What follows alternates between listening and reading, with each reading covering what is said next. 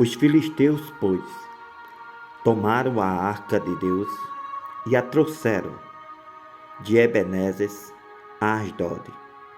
Tomaram os filisteus a arca de Deus e a colocaram na casa de Dagon e a puseram junto a Dagon.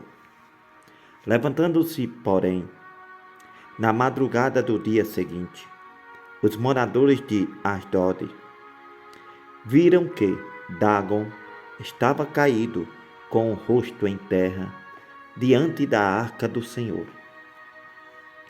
Tomaram a Dagon e tornaram a pô-lo no seu lugar.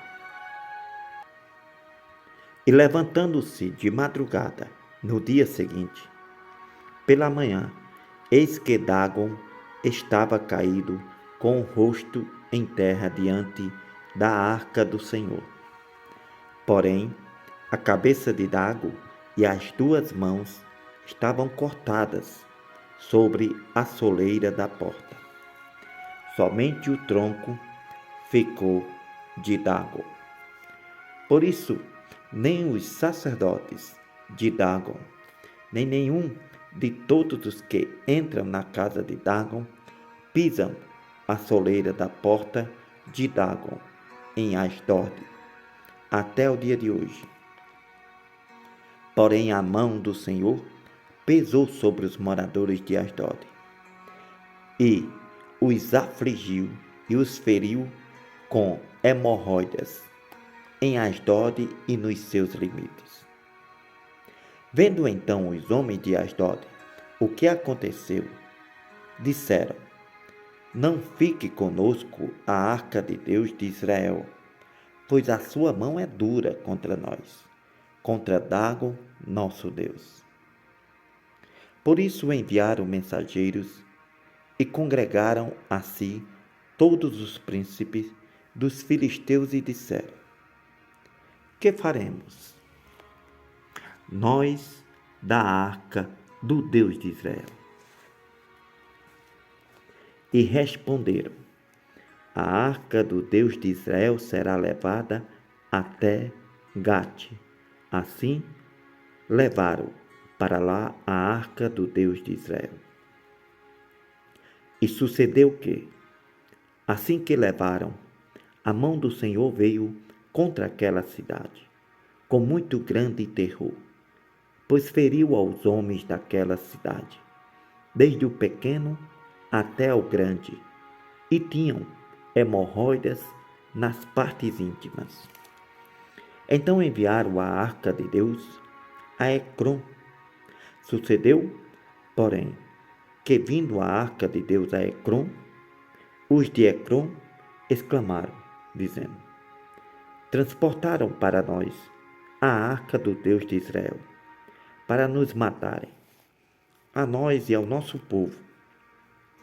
E mandaram chamar a todos os príncipes dos filisteus e disseram: devolvei a arca do Deus de Israel e torne para o seu lugar, para que não mate nem a nós, nem ao nosso povo, porque havia terror mortal em toda a cidade, e a mão de Deus pesava muito contra eles.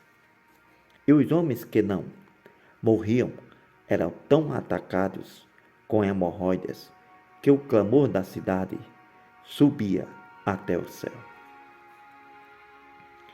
Havendo, pois, estado a arca do Senhor na terra dos filisteus 7 meses, os filisteus chamaram os sacerdotes e os adivinhadores, dizendo: que faremos nós com a arca do Senhor? Fazei-nos saber como a tornaremos a enviar ao seu lugar.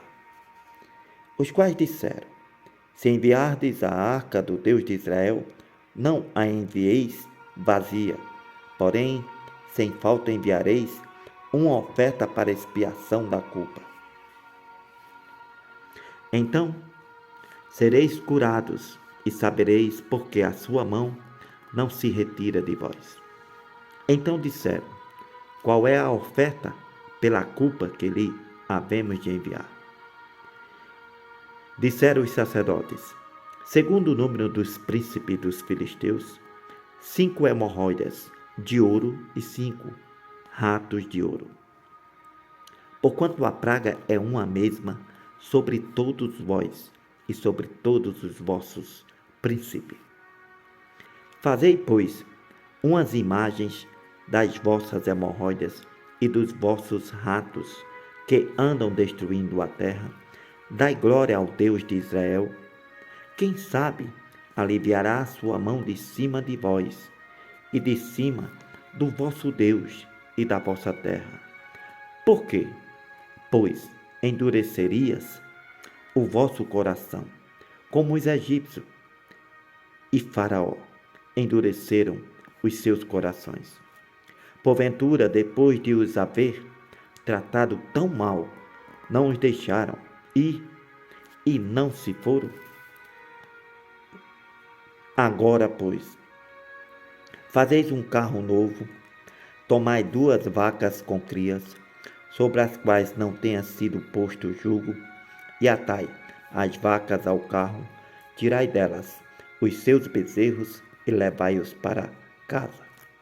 Então tomai a arca do Senhor e ponde-a sobre o carro e guardai, num cofre ao seu lado, as figuras de ouro que lhe haveis de oferecer em expiação da culpa.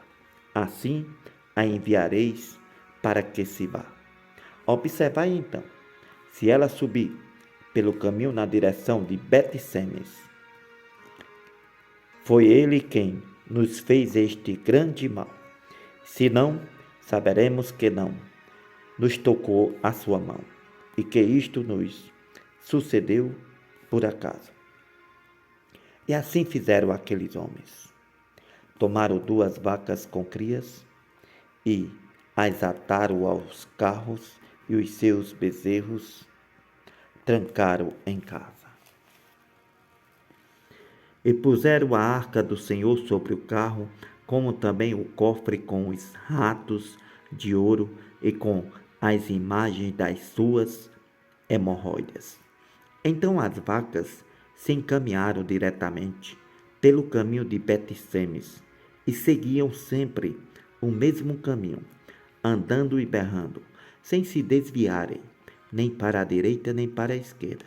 E os príncipes dos filisteus foram atrás delas, até ao limite de Bet-Semes. E andavam os de Bet-Semes, fazendo a cega do trigo no vale. E levantando os seus olhos, viram a arca e se alegraram. E o carro chegou ao campo de Josué, o Bet-Semita, e parou ali onde havia uma grande pedra. E fenderam a madeira do carro e ofereceram as vacas ao Senhor em holocausto. Os levitas desceram a arca do Senhor, como também o cofre estava junto a ela. Então, que estavam os objetos de ouro, e puseram-nos sobre aquela grande pedra. Então, os homens de Bet-Semes ofereceram holocaustos e dízimos ao Senhor no mesmo dia. Vendo aquilo, os 5 príncipes dos filisteus voltaram para Ecrom no mesmo dia. Estas, pois, são as hemorroidas de ouro que enviaram os filisteus ao Senhor em expiação da culpa.